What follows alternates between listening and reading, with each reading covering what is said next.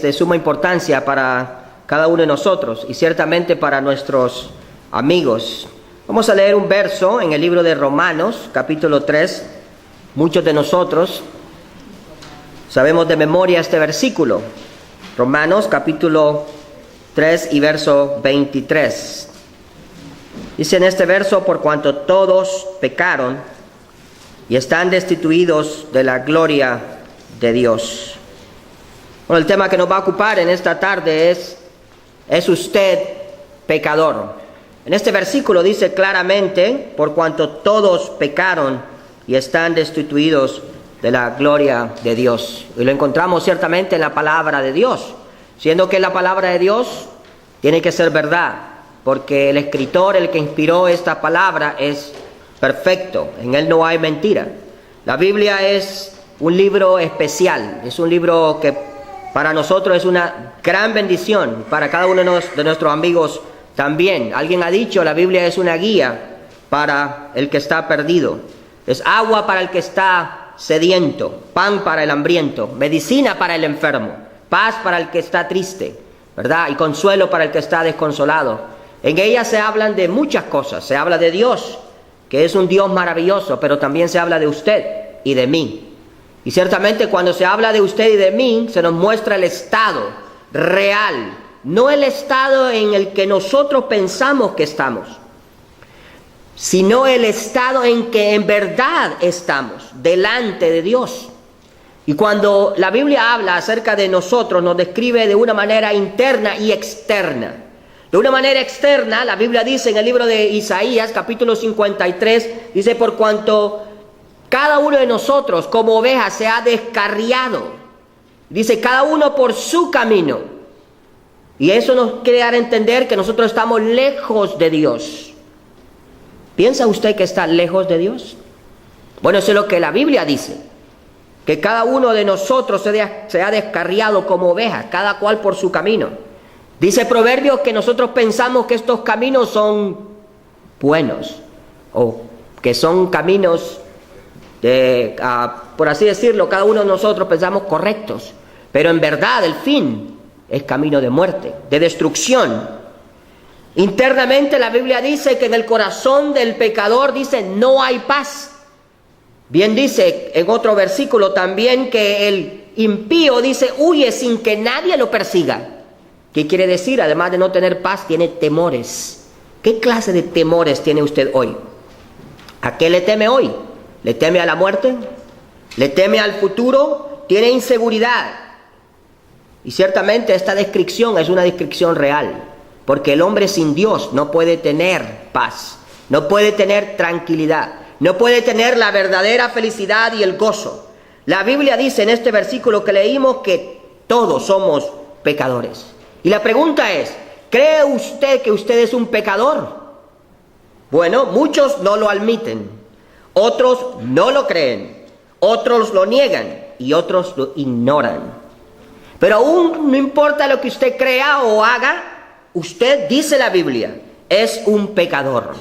En este verso no se excluye a nadie, no se deja fuera a ninguna raza, a ninguna persona, no importando el estatus social, no importa la religión, el color o la edad. Todos estamos incluidos ahí, todos somos pecadores. Un hombre, mientras escuchaba a un predicador, estaba pensando. Y el predicador hablaba mucho acerca del peso del pecado y lo que hace sentir al pecador y cómo lo agobia. Y el hombre interrumpió la reunión y dijo: señor predicador, ¿puedo hacerle una pregunta? Y le dijo el predicador: claro, hágame la pregunta. Le dice: usted habla tanto del peso del pecado, le dice, pero yo le quiero decir una cosa. Yo no siento el peso del pecado en mi vida. El predicador hizo una pausa, quedó viendo a la multitud. La multitud hizo un gran silencio. Querían escuchar la respuesta que iba a dar este hombre. Volteando a ver al hombre que le había hecho la pregunta, le dijo: si usted pudiera poner un peso de 100 kilos o de más sobre el cuerpo de un hombre muerto, ¿sentiría el hombre muerto el peso de esos kilos? Y el hombre le dijo: claro que no. ¿Cómo lo va a sentir? Está muerto. Le dice: por eso usted no siente el peso del pecado. Porque usted está muerto en sus delitos y pecados. La persona que es pecadora, cuando no conoce a Cristo, no sabe en qué condición se encuentra. Muchas veces cuando yo no era cristiano, yo pensaba que yo estaba bien con Dios. Yo pensaba que ser religioso era suficiente. Yo pensaba que esto era lo normal. Yo pensaba que esto me llevaba al cielo, pero mi camino me llevaba a la destrucción, al infierno, en verdad. Por eso dice la Biblia, por tanto, como el pecado entró en el mundo por un hombre y por el pecado la muerte, así la muerte pasó a todos los hombres. Una evidencia real de que usted es un pecador es la muerte. Y usted no puede negar que tenemos que morir. Sería una arrogancia demasiado grande decir, no, yo no voy a morir. Todos morimos. No importa si es un niño, no importa si es un joven, no importa si es un viejo. ¿Por qué? Porque la paga del pecado es muerte. Y ninguno de nosotros puede decir que no va a morir. Es una evidencia clara, es una prueba de que el hombre es pecador. Y la Biblia lo dice claramente. Adán y Eva pecaron y por cuanto pecaron, tienen que morir. Y murieron en el jardín del Edén. Primeramente, espiritualmente, no podían tener comunión con Dios. No podían hablar con Dios. Fueron sacados de ese paraíso. Y ahora vivimos aquí en este mundo y todos nosotros, usted y yo, hemos heredado esa naturaleza pecaminosa. ¿Por qué cree que nos gusta hacer el mal? ¿Por qué cree desde que uno nace desde chiquito empieza a ser rebelde? Y empieza a decir mío, mío, mío. El egoísmo no es algo que nos enseñan, es algo con lo que nacemos. Peleamos por las cosas. Desde la niñez no compartimos nuestros juguetes. ¿Quién nos enseñó a no compartir? Nadie nos tiene que enseñar. Está dentro de nosotros esa naturaleza egoísta, pecaminosa, lejos de Dios. Y la Biblia dice que tenemos tarde o temprano que morir. Así que si usted admite que usted tiene que morir, usted está a la misma vez admitiendo que es un pecador. Porque el que muere a causa del pecado. La paga del pecado es muerte. Si usted no admite que es pecador, quiere decir que usted no tiene que morir. Porque solamente los pecadores morimos. Sería algo absurdo decir algo así. Yo no soy borracho, pero paso los fines de semana borracho en las esquinas de la calle tirado.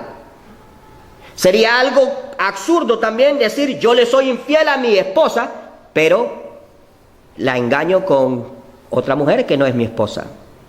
O decir yo no soy mentiroso y hago trampas en los impuestos. Es un absurdo, es algo que contradice, ¿verdad? Es lo mismo, yo no puedo decir que yo no soy pecador sabiendo que voy a morir. Sabiendo que yo voy a morir, no lo puedo decir. Entonces la Biblia es clara, todos nosotros tenemos que morir. Y si aún así usted no está seguro de que usted es un pecador, hágase una prueba. La prueba de los 10 mandamientos, están ahí escritos en este cuadro, si no me equivoco. Y la Biblia los muestra o nos lo ha dado a cada uno de nosotros para que cada uno pueda tomar conciencia de que en verdad somos pecadores. Si usted puede pasar este examen y sacar 100%, usted no es pecador. Pero si usted falla en uno, eso es más que suficiente para que usted se dé cuenta cuán grave es la situación en que usted está de un pecador.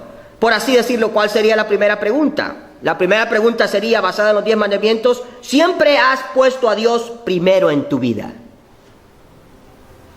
¿Lo ha hecho usted? Antes que su esposa, antes que sus hijos, antes que sus padres. ¿Lo ha hecho usted? ¿Ha puesto a Dios siempre antes que cualquier otra persona? Aún más, ¿ha puesto usted a Dios antes que usted mismo? La respuesta, si somos honestos, es no. Ninguno de nosotros ha hecho eso. Ninguno de nosotros. La segunda pregunta sería, ¿alguna vez te has hecho una imagen? Diría usted, yo no tengo ninguna imagen, no tengo estatuas en mi casa, ni de oro, ni de plata, ni de nada. Pero, ¿qué acerca del dinero? Está en busca del dinero, busca constantemente, trabaja y no le da tiempo a Dios. Dios está en ningún lugar, no está ni siquiera en segundo plano. Quiere decir de que su Dios es el dinero. Otros podrían ser sus propias carreras. ser un doctor, ser un ingeniero, ser un arquitecto, y nada de malo hay en eso.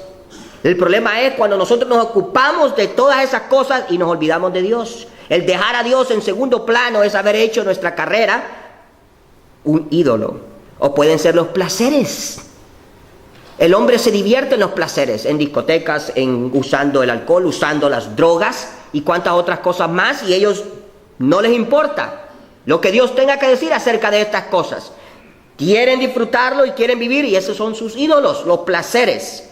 El entretenimiento es un placer cuando se lleva a cabo de una manera extrema.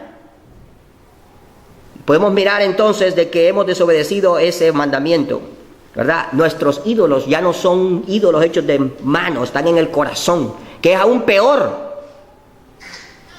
Querido amigo, ¿usted ha hecho esto? ¿Alguna vez ha tomado el nombre de Dios en vano? Me asombra cómo la gente habla. Hace poco tuvimos la conferencia de padres y maestros de mi escuela, y cuando llegó una madre, cuando la madre escuchó todo lo que estaba diciendo el maestro de su hija, le dijo que no hacía tareas, que salía de las clases, que era muy malcriada, que cortaba en los pasillos. Y lo que hizo la madre, en vez de ponerse a favor del maestro, fue que lo empezó a insultar. Y le empezó a gritar y le empezó a decir todas las malas palabras habidas y por haber. Yo bajé la cabeza, quedé en verdad triste.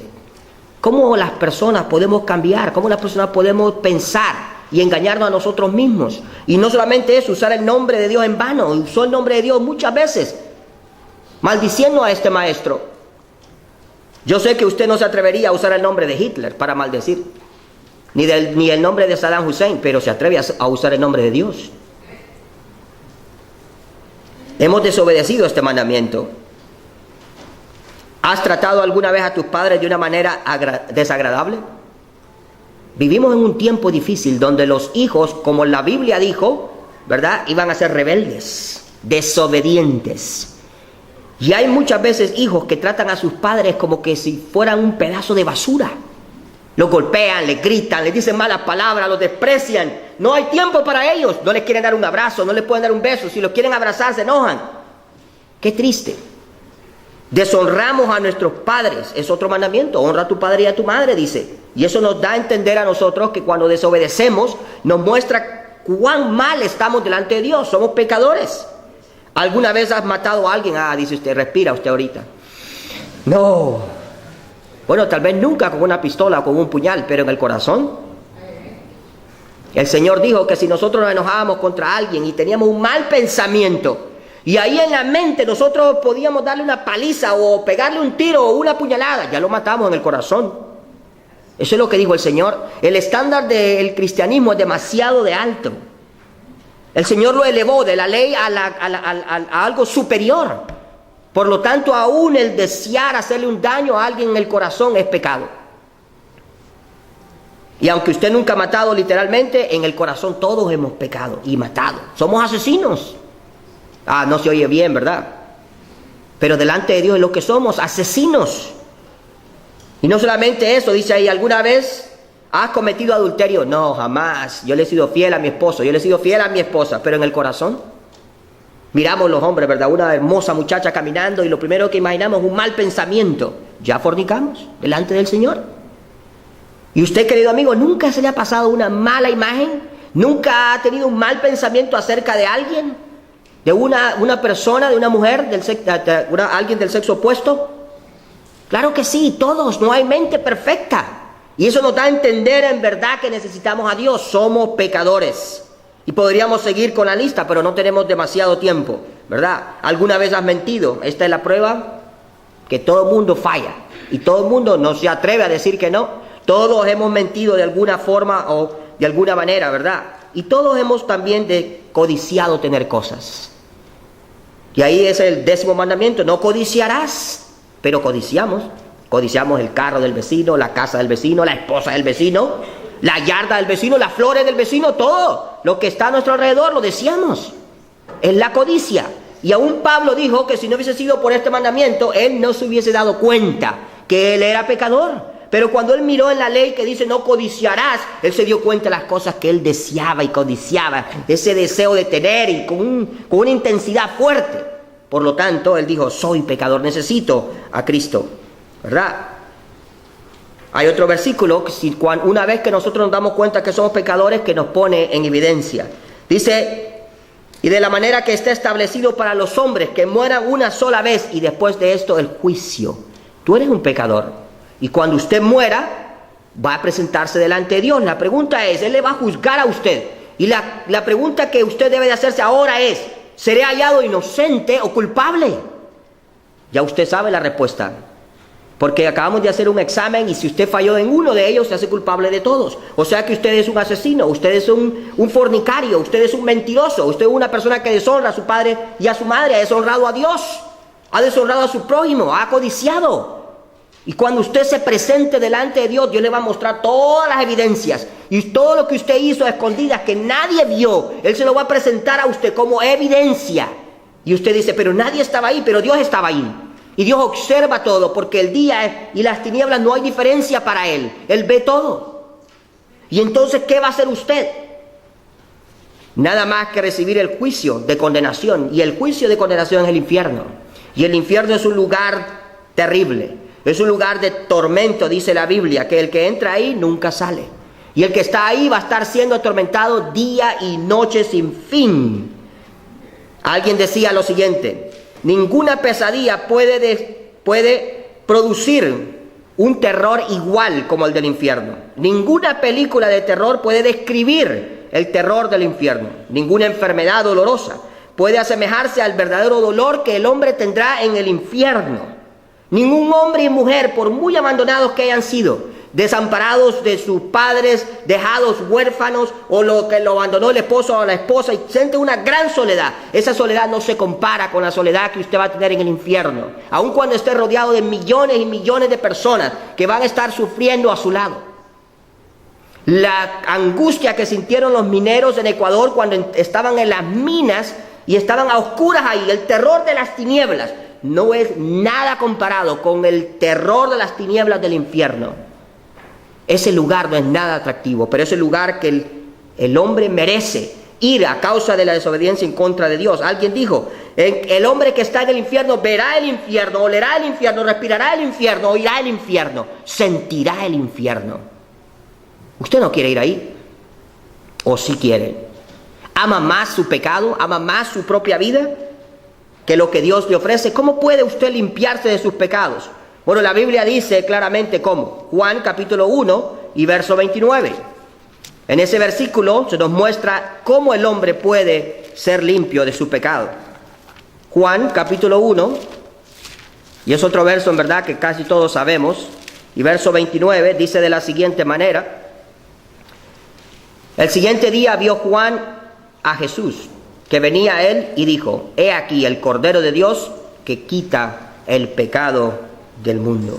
No hay nadie que le pueda ayudar, nada más Cristo. El Señor Jesucristo fue profetizado 700 años antes de que Él viniera a este mundo por Isaías. Y Isaías dijo claramente que como cordero iba a ser llevado al matadero y como oveja iba a guardar silencio en la cruz del Calvario, muriendo por usted y por mí. Era una profecía que se iba a cumplir y se cumplió en la persona de Jesús.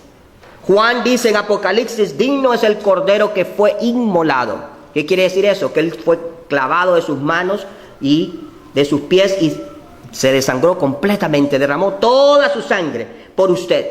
Y la pregunta es ¿por qué? ¿Por qué tenía que derramar su sangre? Porque la Biblia dice: sin derramamiento de sangre no hay perdón de pecado. Era necesario que Él muriera por usted. Pero había una gran razón también: la justicia de Dios. La justicia de Dios no se podía pasar por alto. Alguien tenía que pagar. ¿Cuál es la paga del pecado? La muerte. Alguien tenía que morir. Por lo tanto, el Señor murió por usted y padeció los dolores que usted y yo teníamos que padecer. Y Él lo hizo en nuestro favor para que el hombre pueda tener ¿qué? Vida eterna. Ese es el deseo de Dios, que usted y yo en este día podamos tener vida eterna. La pregunta es, ¿qué va a hacer usted? Muchos oyen el Evangelio, lo oyen por un mes, lo oyen por 2 meses, lo oyen por un año. Y qué triste, muchos mueren oyendo el Evangelio. y despiertan en el infierno, como ese hombre rico que dice en el Evangelio de San Lucas. Dice, estando en tormento, despertó ahí, clamando a gran voz, pidiendo misericordia. Siempre recuerdo a un joven estudiante mío, no sé dónde esté, fue a la iglesia por mucho tiempo. Cuando estaba chiquito, cuando estaba en 8º grado, yo lo llevaba juntamente con otro. Todos los domingos lo llevaba, todos los domingos. Fueron por mucho tiempo. Luego crecieron, dejaron de ser mis estudiantes, se fueron, se graduaron y fueron a otros sitios, trabajaron en otro lugar, regresaron, no hace mucho tiempo, hace un par de meses atrás. Y me alegré mucho, dije yo, ahora van a llegar al Señor. Y empezaron a oír otra vez. Y uno de ellos, lastimosamente, saliendo de una discoteca, alguien a propósito, no es ni siquiera un accidente, arrolló a este joven completamente, levantándolo unos metros, tirándolo como a 10 metros adelante, cayendo sobre otro automóvil. Estuvo en coma 1 o 2 días y después murió. La muerte le puede sorprender a usted también. Y si usted muere en sus pecados, ¿dónde va a estar? Es algo serio. El Señor ya hizo todo por usted y Él está dispuesto a perdonarle. Él ya pagó por sus pecados y por mis pecados. No solamente pagó, Él fue sepultado y resucitó al 3er día y Él está aquí. Aunque usted no lo mira, aunque usted no lo sienta, Él está aquí. Y Él está aquí por usted, porque quiere salvarle en verdad. Él estaba al lado de aquella mujer adúltera y los hombres decían, apedreémosla. Y el Señor estaba diciendo, el que esté libre de pecado tire la primera piedra. Ninguno la apedreó. El Señor estaba dispuesto a perdonar. Él quiere perdonarle sus pecados a usted. Él sabía que Zaqueo era un ladrón y Él le dijo, bájate de ahí, ven. Y bajó y le perdonó sus pecados también. Nicodemo era religioso. Puede ser que su vida el trasfondo suyo es un religioso. Pero el Señor también le está llamando. No es la religión que salva. No es el cristianismo, no es el catolicismo, no es el pentecostalismo, no es el budismo, no es el islamismo, es Jesucristo. Es Jesucristo el único que puede salvar, porque quien fue clavado ahí fue Jesús, no es una religión. Usted puede venir aquí a la iglesia, sentarse todos los días, participar de todas las cosas que hacemos aquí, eso nos salva. Pero si usted viene a Jesús arrepentido de sus pecados y clama por perdón con un corazón sincero, usted le dice, Señor, verdaderamente yo merezco ir al infierno. Usted tiene que reconocer su necesidad, la necesidad que usted tiene de un Salvador. Es como una persona que reconozca su estado. Estoy enfermo, necesito un doctor. Estoy sediento, necesito el agua. Estoy preso, necesito libertad.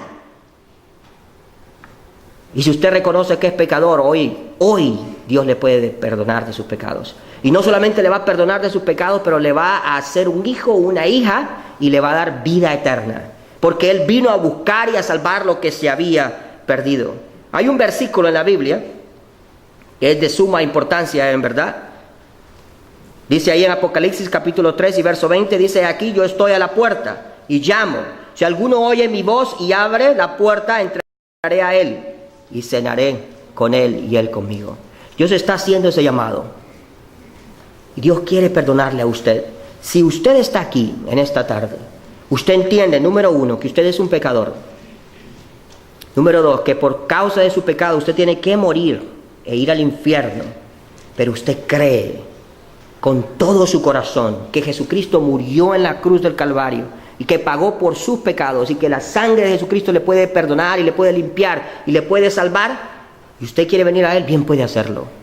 Hay alguien aquí en esta tarde que quiere aceptar a Jesús, que tiene el valor de decir, yo quiero ser salvo, soy un pecador, pero necesito de Cristo. Hay alguien aquí que quiere hacerlo. La Biblia dice, hoy es el día aceptable, hoy es el día de salvación. El mañana nadie lo conoce. A veces cuando voy conduciendo miro que hay cruces en las carreteras. Y esas cruces son un símbolo ¿de qué? De que alguien murió ahí. Cuando vamos al cementerio miramos también los sepulcros con los nombres, las fechas del día que nacieron, el día que murieron. Hoy puede ser la fecha que van a poner en su lápida, el día de su muerte. La pregunta es, ¿está usted listo? Dios quiera que usted esté listo y que usted pueda en verdad reconocer su estado de pecador y que venga Jesucristo para que Él pueda salvarle y perdonarle de todos sus pecados, como lo hizo con muchos de los que estamos aquí presentes. Una vez más, hay alguien aquí que entiende este mensaje y quiere venir a los pies de Jesús. Bien puede hacerlo. No sea cobarde, no tenga miedo. El reino lo arrebatan, dicen los valientes. Si no hay nadie, que el Señor les bendiga y nos guarde a todos en este día.